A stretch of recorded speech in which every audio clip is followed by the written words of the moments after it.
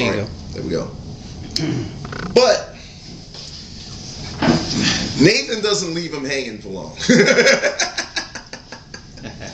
Nathan does not leave him hanging for long, because right after we see David snap from his throne talking about, oh, this is terrible, oh, this is awful, that man needs to pay 4 times for what he did to that poor man. And you can almost see the calmness on Nathan's face, saying, you're the man. Here it is, you're getting all mad and upset, but you're the man. I'm the one telling you this. But the fact is, you're the one. So we see here in this portion, verses 5 through 7. Yeah, that's mine. Verses 5 through 7. I need to buy a stopwatch instead. That self-condemnation, if we're not careful and we keep on adding sin on top of sin, wrong on top of wrong, we'll be blind and numb to the wrong that we've done, to a point where somebody has to just look us straight in the eye and tell us what we did wrong, even though they tried to be nice about it, even though they tried to put it in a story that we can understand and think about. Sometimes people just have to blurt out and tell us. It says one of the difficult things to do is to approach particularly powerful people and tell them that they're wrong. Oh, yes. And it's difficult for people in church sometimes to approach deacons, as far as they're concerned, and say, look, you're wrong. Or pastors. Our pastors. Or pastors. But it says it's something that you really should do. If a person is wrong, you need to approach them and let them know that they're wrong. But it's difficult to do. But that's what the requirement is. Mm-hmm. Mm-hmm. But again, we say it's difficult to approach powerful people and tell them that they're wrong. But who sent Nathan to tell them? God. Yeah. And that's the thing. We have to rely on God to send us in those difficult situations.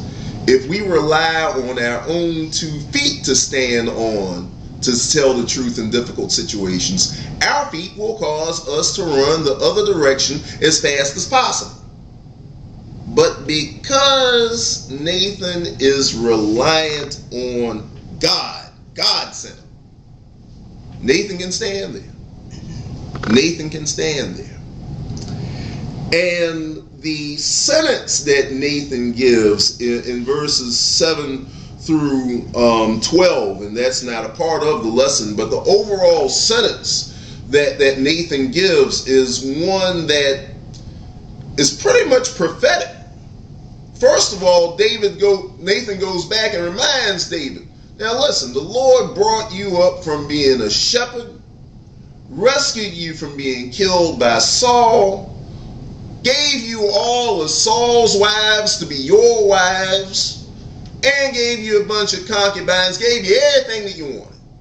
And if you wanted even more, all you had to do was ask for it and you would have gotten that too.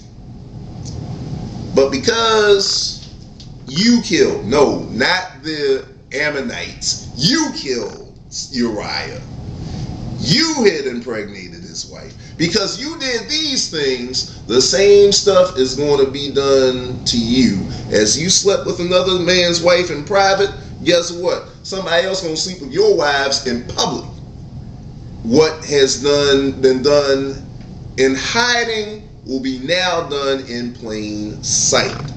Again, if you were to turn into some other chapters in 2 Samuel, you'll see where Absalom, the son of David, had that rebellion against David.